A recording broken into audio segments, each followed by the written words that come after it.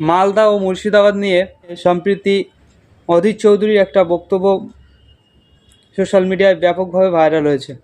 তিনি বলতে চেয়েছেন যে মালদা ও মুর্শিদাবাদ 70% মুসলিম থাকায় বাংলাদেশ একদিন এটাকে তাদের স্ট্যান্ডার্ড বাংলাদেশ হিসেবে দাবি তুলতে পারে। তিনি আরও বললেন, বাংলাদেশের বা মৌলবাদী বিভিন্ন কার্যকলাপ সেগুলো মালদা এবং মুর্শিদাবাদে দিন দিন বাড়তে পারে আরও। এবং তিনি কেন্দ্র সরকার এবং রাজ্য সরকারকে আহ্বান জানিয়েছে ধর্মীয় রাজনীতি থেকে বেরিয়ে আসার জন্য। চলুন তিনি কি বলেছিলেন সেদিন জেনে নেওয়া যাক। আগামী দিন এরকম বলতে পারে যে মুর্শিদাবাদে 70% মুসলমান আওয়াজ উঠাচ্ছে, অতএব এটা এক্সটেন্ডেড বাংলাদেশ। কারণ যখন স্বাধীন হয়েছিল ভারত পাকিস্তান, দুদিন পর মুর্শিদাবাদ স্বাধীন হয়েছিল। মালদা, দিনাজপুর ডিমান্ড করবে বাংলাদেশ আগামী দিনে। এগুলো হচ্ছে এক্সটেন্ডেড বাংলাদেশ, অতিরিক্ত অংশ বাংলাদেশের। এই ডিমান্ড আসবেই আসবে। যেমন আজকে নর্থ ইস্টের ডিমান্ড করছে, ঠিক একইভাবে বাংলাদেশ এটা অন্য যুক্তিতে ডিমান্ড করবে। এবং আগামী দিনে এই সমস্ত জেলাতে বাংলাদেশের তরফ থেকে মৌলবাদীদের প্রভাব প্রতিপত্তি বাড়বে। মিলিয়ে নেবেন আমার কথা, অবশ্যই বাড়বে, বাড়তেই হবে।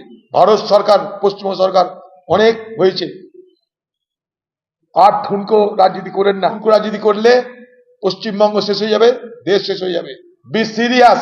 আমি আবার বলছি, এগুলো ছোট ছোট লক্ষণ, এই ক্যান্সারের ছোট ছোট লক্ষণ। এই লক্ষণগুলোকে যদি অবজ্ঞা করি, গোটা দেহ ক্যান্সারাস হয়ে যাবে। আমরা এখানে হিন্দু মুসলমান মিলে মিশে যাতে বেঁচে থাকতে পারি, চলতে পারি, এক হয়ে থাকতে পারি, তার জন্য প্রয়াস শুরু করা হোক এখন থেকে, না তো ঘোর বিপদ। পশ্চিমবঙ্গের সাম্প্রদায়িক সম্প্রীতি আমাদের আগামী দিনে বাঁচাবে, না তো আজ বাংলাদেশে দেখছেন আগামী দিনে পশ্চিমবঙ্গেও তাই হবে। পশ্চিমবঙ্গে বাঁচানোর একটাই রাস্তা, সাম্প্রদায়িক রাজনীতি থেকে সরে আসুন। হিন্দু মুসলমান আমাদের মধ্যে ঐক্য তৈরি করুন, সম্প্রীতি তৈরি করুন, ভ্রাতৃত্ব বোধ তৈরি করুন। এটাই পশ্চিমবঙ্গকে বাঁচানোর কথা ভাবুন। এখন বর্ডার, এটা মাথায় রাখবেন, ভয়ঙ্কর বিপদের দিন আসছে।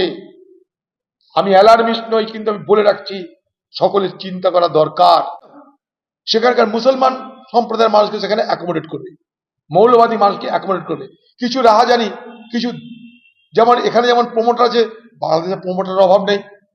এখানকার যেমন প্রমোটাররা তৃণমূলের সাহায্য নিয়ে লোকের জমি দখল করে, বাংলাদেশের প্রমোটাররা আজকে মৌলবাদীদের সাহায্য নিয়ে এইভাবেই সব টার্গেট, যেখানে নরম মাটি সেগুলোকে দখল করবে। তার জন্য হিন্দুদের বাড়িঘর আরো বেশি লুট হবে, হিন্দুদের জমি জায়গা থেকে আরো তাদেরকে ডিসপজেস করা হবে, সরিয়ে দেওয়া হবে। কারণটা একটাই, পপুলেশন বাংলাদেশে প্রচন্ড, ডেন্সিটি পপুলেশন কোয়াইট হাই। সেই জন্য তারা চেষ্টা করবে আরো জমি দখল করতে। এখানে যেমন জমি দখল করে কারা? তৃণমূলের মাফিয়ারা। কি করে? কোথায় বুড়ো মানুষ, কোথায় গরিব মানুষ, কোথায় ঝামেলায় পড়েছে, ফটাফট জমি দখল করে। এগুলো সব টার্গেট। বাংলাদেশের প্রমোটারদের কাছে হিন্দুদের জমি জায়গা সব টার্গেট।